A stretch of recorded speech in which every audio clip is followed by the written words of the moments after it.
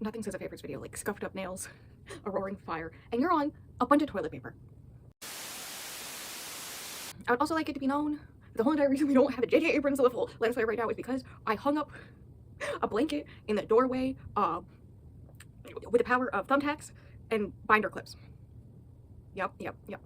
So the sun going through a window, through another window on a door doesn't cause issues. Hello, hi, welcome to my 2025 favorites. In case you do not know, I do have a thing where I like label my favorite book of the year. I can tell you when I get to it what one is probably gonna win as of now. But it does like this whole bracket competition thing, right? And so that I will have up right now on screen. So that's a thing. All these are not on that because sometimes I read multiple 5 stars in a month. Right? Sometimes my favorite of the month was a 4 or a 4.5. Only one of these, which is the one I'm going to start with, is a 4.5, and that's because every other 4.5 that could have been considered a favorite would be able to be in another video that is this weekend's video, Saturday's video. So I was just like, do I want to talk about the same books multiple times, or just like have a caveat that like some of these in the other video would also be considered favorites, right? But I think it's more important to talk about how surprising they are. Cough, cough, that's what the video's going to be. So yes, we are here talking about favorite books. Not shows or movies or anything. Do I know which month I read each of these? Absolutely not. Some of these I do. Some of these I do. And that's very lovely. Actually, I think one of these may... I thought one of them was going to be in the surprises, but I ended up putting it in favorites because it did get 5 stars. I'm pretty sure. Anyways, we'll start off with a 4.5. Not the whole thing. This is every one of Jane Austen's 6 main novels in one book, one bind up. And I just finished like 2 days ago Mansfield Park, which was the last one in this. I finished this whole thing. Am I cool yet? Am I a cool kid yet? Anyways, I think it's my second favorite Jane Austen. Hear me out. I will give you the tier list of like the 3 groups of what I categorize Jane Austen's for me personally, and in what order I like them. I'm gonna say now, even though I own 3 copies of Pride and Prejudice, it is in 3rd place. I apologize to Miss Austen and friends who I gush about Pride and Prejudice with. I'm sorry. The best part is I already got the person who I gush about Pride and Prejudice with, who, like, we both love this book obsessively. We both own multiple copies. I got him to get the other one in the top 3. And so now I'm gonna have to get him to get Mansfield Park now as well.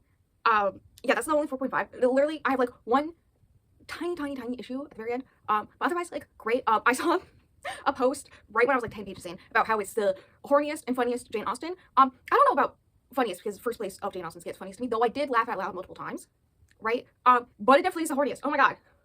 These bitches really do like fall in love, and by fall in love I mean fall in lust, and then assuming that's love. Anyways, yeah, Mansfield Park is 2nd place. Pride and Prejudice is 3rd. First, Northanger Abbey. I don't know what it is about Northanger Abbey that just hit me perfectly. I laughed a lot more. I have running jokes with myself essentially about that book. Yeah, that's essentially my favorite Jane Austen now. Reading Mansfield Park, I did have a mini existential crisis because I was like, wait a second, my whole life Pride and Prejudice has been my favorite, even though whenever people ask, I usually say Northanger Abbey because like everybody says Pride and Prejudice, right? You know. Anyways, those 3, the first 3 of Jane Austen for me go in the best, the greatest. I love them forever. And then there's the ones that I thought were pretty good, which is Persuasion, Sense and Sensibility. Actually, the other way around, Sense and Sensibility, and then Persuasion. And then last place for me is Emma. Just because the story of Emma is not my thing. If it wasn't written by Jane Austen, I wouldn't have liked it. So that's like my one special mention. Actually, I have 2 of the other ones. You know the Dawn. I just finished volume 33, I believe, and I believe I started on volume 3 this year. Like I only read the first 2 or 3 last year, so I've read like I'm about to read 34. Like I've read over 30 either way. Volumes of Yona the Dawn, this one manga. I don't know if it knocks Oran out of my favorite manga series. Maybe, because Oran, its highs were very high, but my least favorites were just like meh. Yona the Dawn is consistently like 4 to 4.5. Though I think there was one that I almost rated 5 stars. Like it was so close. I've been loving it. If you don't know, I already talked about it somehow yet. It's about a girl who on her 16th birthday witnesses her cousin who she's in love with murdering her father and stealing her throne, and she goes on the run with her personal guard. And in their attempts to escape, they come across the 4 ancient dragons who follow her and believe her to be the next kind of like god of this universe. It's like this whole thing. I love it. So that's my second special mention. Now we're actually gonna get into my 5 stars. First one, Conditions of a Heart, a book not many people have read and I loved. It was my first book of the year. Literally finished this at like 5 in the morning or something like that on January 2nd. Insane. I loved it. It's about a woman, a girl, a teenager, I think it's her senior year, with a chronic illness who she expects after high school that she won't be able to live her life to the same extent that everybody else is, right?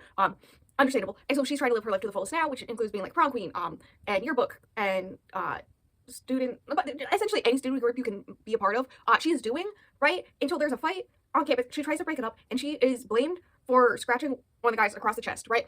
And so they suspend her and remove her from all clubs. And so after the suspension, and not being able to do any of these clubs that are essentially her whole life, right? She's all like, what's the point of like continuing school or doing anything? Because like, I'm not gonna be able to do much after this anyways, right? And then there's also this whole aspect that nobody in her life knows, like her family does, but otherwise nobody knows. And so it's like her coming to terms with her condition, but also telling other people and them coming to terms with her condition and all this stuff. And it's like, yes, there's a little bit of a romance in there, but it's mostly about her self-dirty, with what her life's going to be like, and also like with the understanding that, hey, if I did things differently, if I take care of myself, my chances of like actually being able to live a full life are pretty high. She just doesn't, because she assumes that she's not gonna be like other girls. So like it's gonna be harder for her to do things, so therefore what's the point type thing. Anyways, it was heartbreaking, it was good, 5 stars. I highly recommend. If you pick up any of these, like this is like the top 3, right? You should pick it up, right? Especially since it's like one that nobody's read, and I want everybody to read it. Second one, I think all these are in order of when I read them. Second one, this is the one that was gonna be in surprises because I was never gonna pick it up. And that's Fourth Wing. Hilariously, Violet in Fourth Wing, if you've read it, the condition she has is the same condition as the girl in Conditions of a Heart. So that's a whole thing apparently in my life recently. Anyways, Fourth Wing was a book I never was going to pick up. I will say here, I do not like Onyx Storm, and I felt very meh about, what was the second one? Iron Flame. Neither one of them hit as much as Fourth Wing. Like Fourth Wing, I read in 24 hours easily. Right, the other two, it was like a struggle for me to get through. I still think Iron Flame I rated 4 stars, but Fourth Wing, yeah, it was like this whole thing where I almost did a video where I read it all in 24 hours, but instead did another book. I think it was Forked. I think I did Forked instead. Last year, and then a friend who actually is on this list, her book is on this list, talked me into reading Fourth Wing, and so I actually picked it up, and then I loved it, and then now I'm getting other people to pick up. I don't know what this is. Should I explain what Fourth Wing is? Do people not know what Fourth Wing is? It is about a girl who is forced to go into combat school where you ride dragons, but somehow magically she tames or bonds with 2 dragons, and one of her dragons that she's bonded with, if the rider or the dragon dies, it's like detrimental on the other one, right? And so her dragon, one of her dragons, is bonded with or mated with another dragon that her arch nemesis really hates her mother, the child of a extremist group who revolted, blah blah blah. That's his dragon, so they have to stay close together, and he's all like, I must protect you, but only for my sake, but also maybe for her sake. And he really believes in her. And fuck Dane, I think that's his name. I really hate him, and they're really trying to make me like him in the 3rd one. I don't like him. You can't give me a Fourth Wing and all the things he does in that book and then expect me to like him in like 2 months time. 2 months have passed. Fuck that bitch. I don't like him. Anyways, guess what? Frank Clarence. I don't know how that happened. Hey, look, guess who read a I suddenly can't remember authors' names. I was about to look up her name, but I suddenly remembered it. Bell Hooks. Guess who finally read one? I do have another one on hold on Libby. I'm waiting for it to come in. I read Feminist Theory.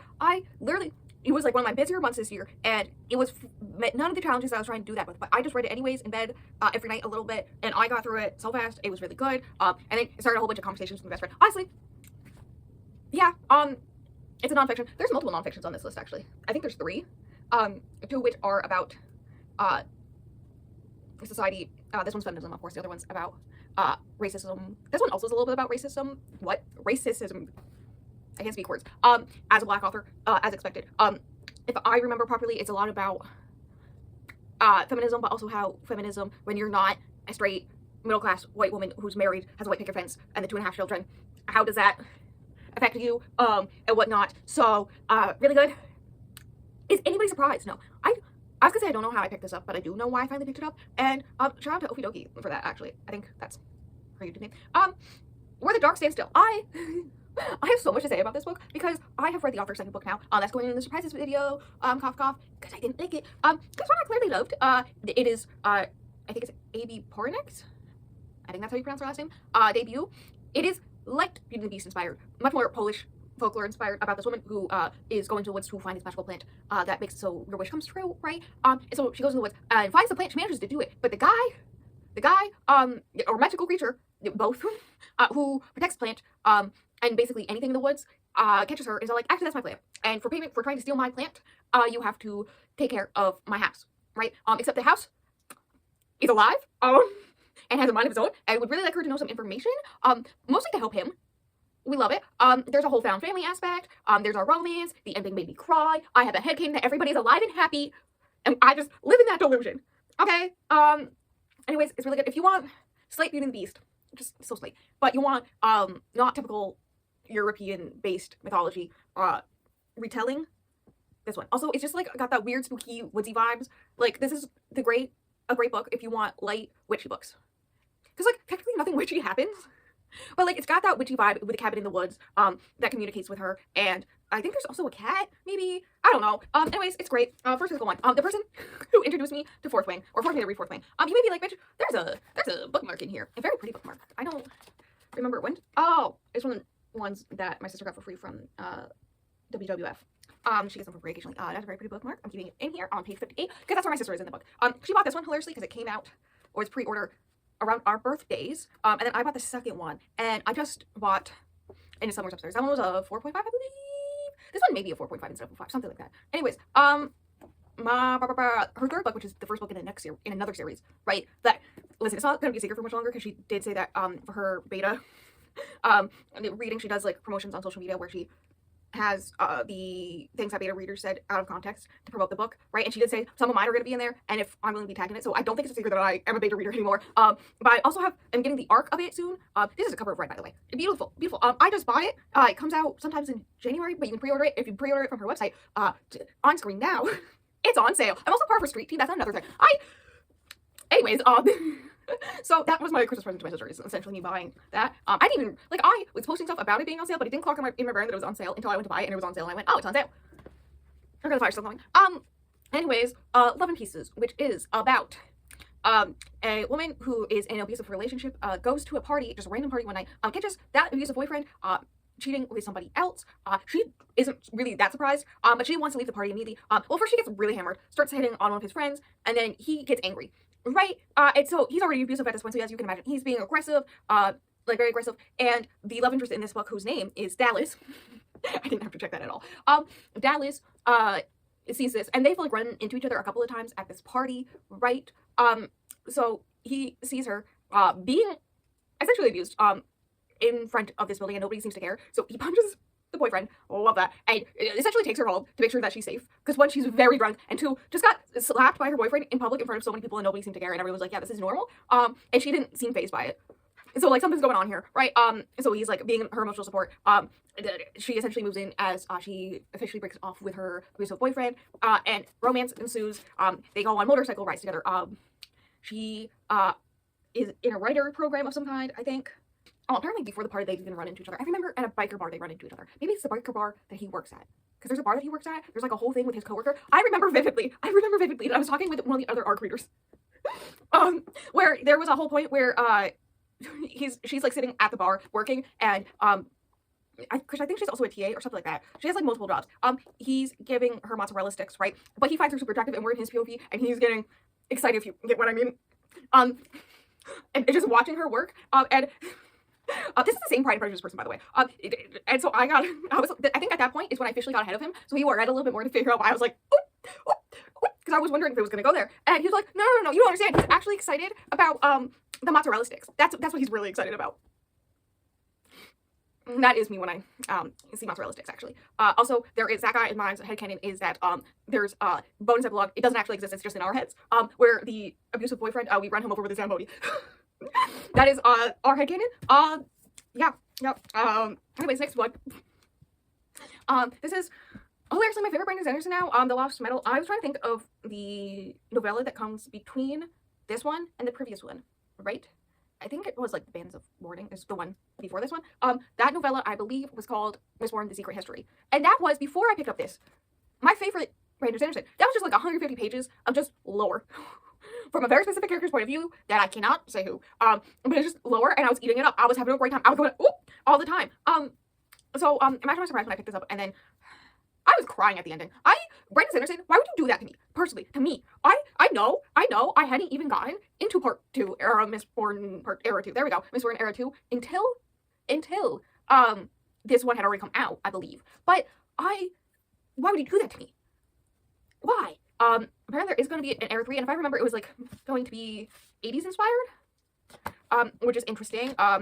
Also, thank you for Tomato Data for getting this for me. I was like, I remember somebody on stream bought this for me.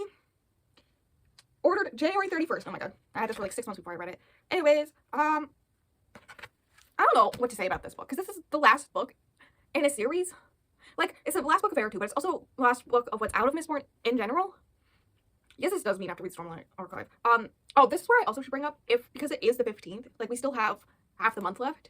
If there is another book that should be on this list, I will have it in a pinned comment at the end of the year. Because I do plan to read Elantris and Warbreaker before the end of the year. I have like 3 high fantasy to read before the end of the year. We're not panicking. We're not panicking at all. Anyways, also this one has the magical power to make, Wax's, there's like, who is his wife? I don't remember his wife's name, but I never was really into their relationship. Like, I was like very meh.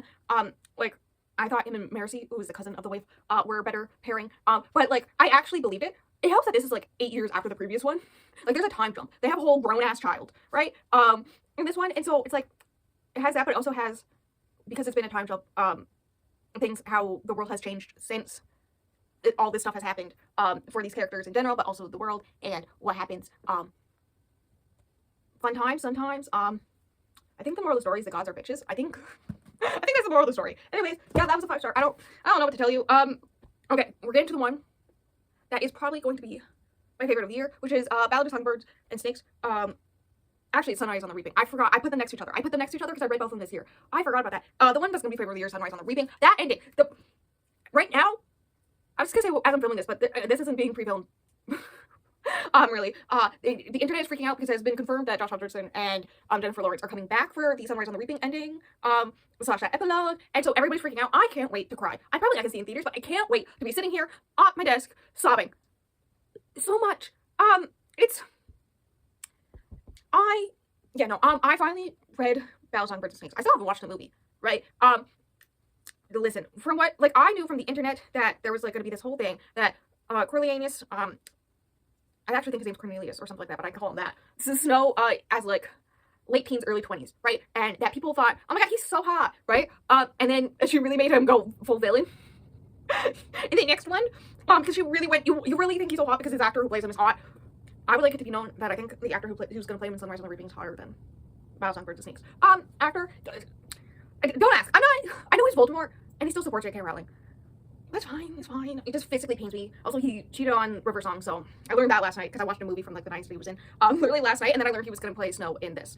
Anyways, they're both Hunger Games prequels. Ballad of Songbirds and Snakes is about, one of the earliest Hunger Games, right? And it is, the only other time, other than the 3 winners that we've seen, Katniss, Peeta, and Haymitch, the only other time, District 12 won. Oh, hi, I am back. If I look different, there's a dog behind you. Ivy, please. Do not step on the Jane Austen. I had to run something up to my sister, which is like a 5-minute walk up a hill in snow. Okay, she's underneath my desk and actually being really fucking cute. That's so cute. Anyways, good news is there's a fire behind me to keep me warm. I was talking about Songbirds and Snakes and Sunrise on the Reaping.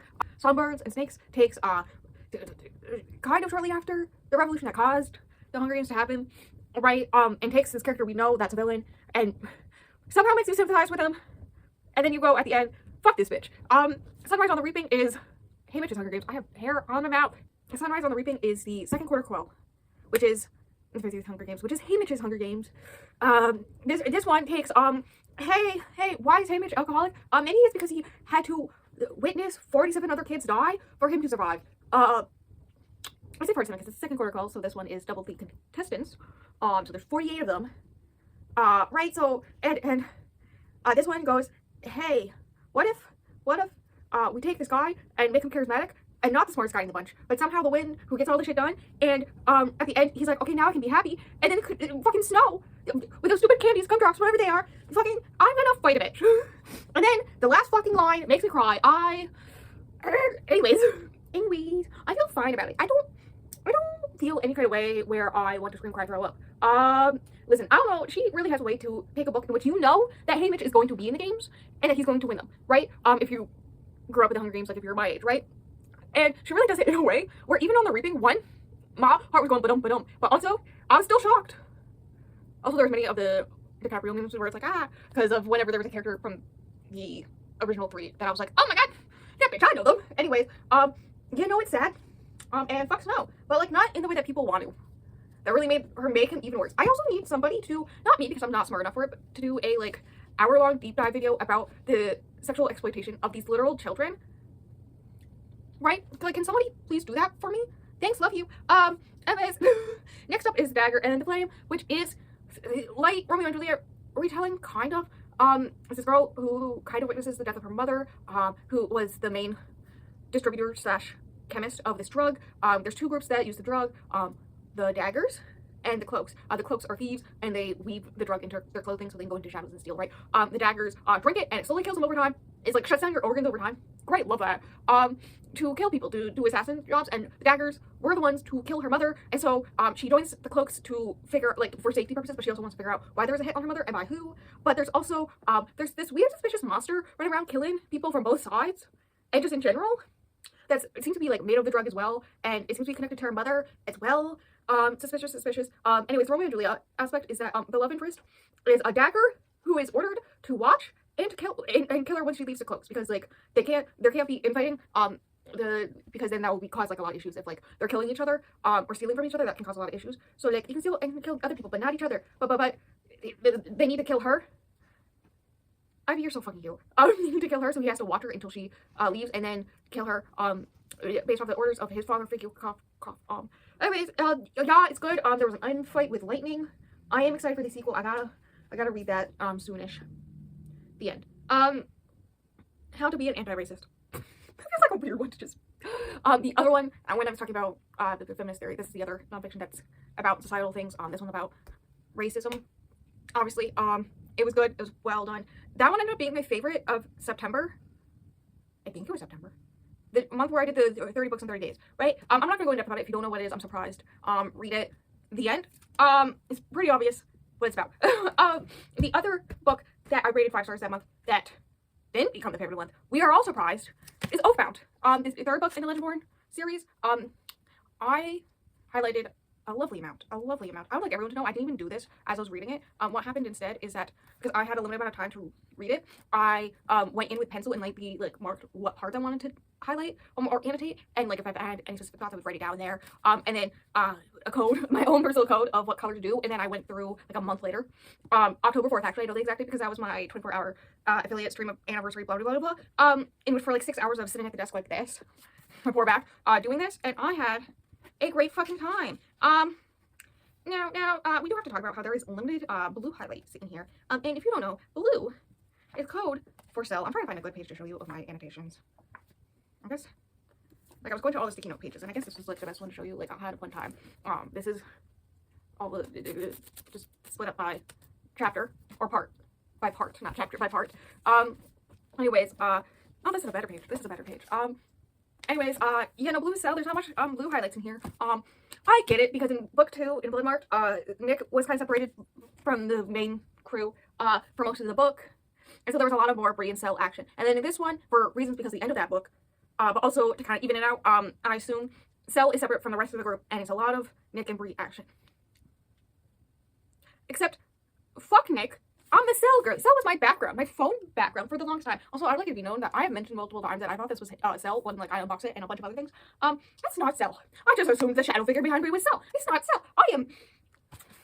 Anyways, most of this book actually was me being very mad. Like, I get what she was doing here, and I did like it, but the actual act of reading it was very mid. Because my boy Cell was not here. Let me have my my comfort bisexual goth, okay? Like, let me have him.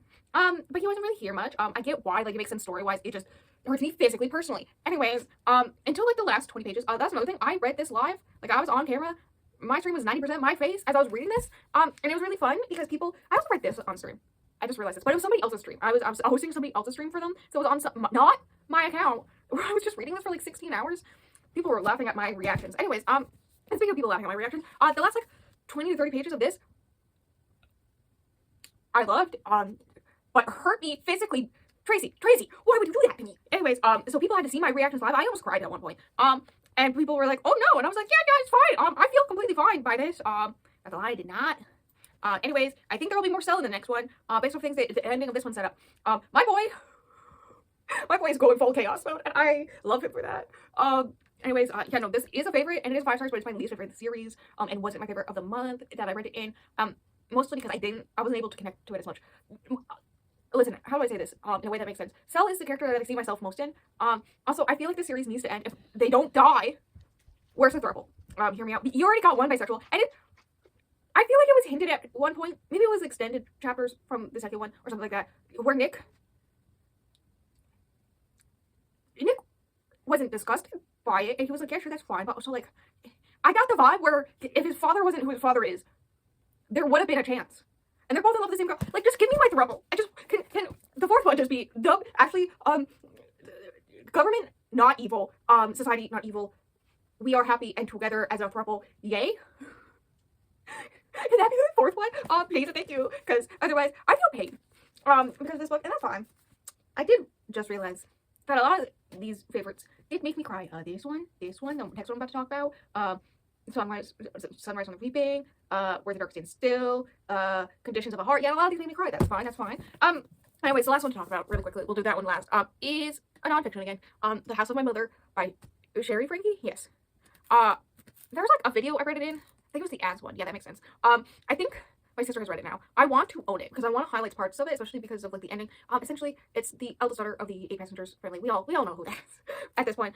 Talking about her experiences growing up in the house, but also her experiences of learning about the abuse after the fact. Or not even the abuse after the fact, but like what happened to the children exactly after the fact, because she had been disconnected and all this stuff, but also like all the culty aspects, but also about the Mormon church in general and how because of how the Mormon church is, she was abused and then discarded, and the guy who abused her was just like able to get away with it scot-free, and all this stuff. And listen, the only complaints I've heard about it really was how it let Kevin, her father, off too easy. I would like to argue that with the fact that at one point she says something along the lines of I forgive him. Like, there's this whole part where she like forgives him for everything because she doesn't have enough room in her to hate him. He's still her father, but she can never forget or forgive all the pain she's caused him by not being there in the first place, but also the damage of him not being there, like, opened up to cause, right? And stuff like that.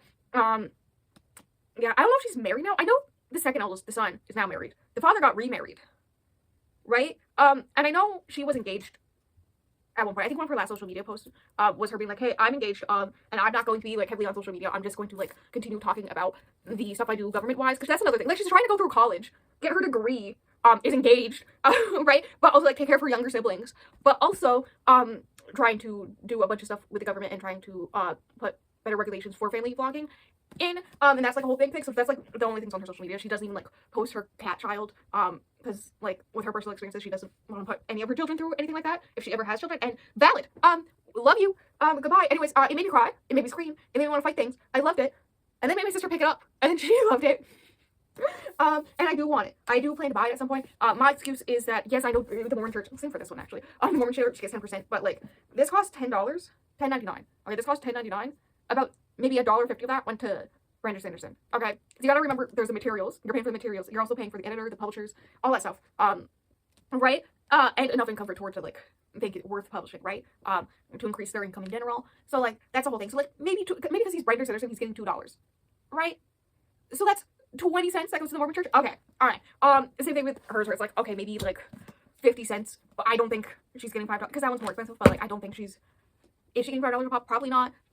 So maybe 50 cents goes to the Mormon church. Also, there's another thing with this that like, he actually puts his money, because like he gets a lot of money. He's very popular. It's his main source of income. He puts a lot of money towards queer support. In Utah specifically, because that's his community, but also the community that kind of needs it, right? Because of the Mormon church. So you know. Anyways, that's my argument of why, despite the fact that I know they're Mormon and I know the Mormon does take 10% of their income. I'm like, also, I don't know if Sherry still has her temple recommend. I know she's had issues, like she had to find a whole new church because of things that happened, right? And a bunch of stuff like that. So I don't know. But I want to support her and I want to read it again physically and highlight parts of it and take notes in it, because oh my god. Also, she's a good writer. That's another thing. She's a good writer. She yeah, it was good. 5 stars. Made me cry. That's all of them. I'm gonna go. I have other work I have to do. How's my fire going? It's okay. All the actual fire is behind the log up front, so you can't see it. Anyways, I'm gonna go put these books back. Fun times. And do other work. Goodbye. I've already mentioned it, but videos are Wednesdays and Saturdays.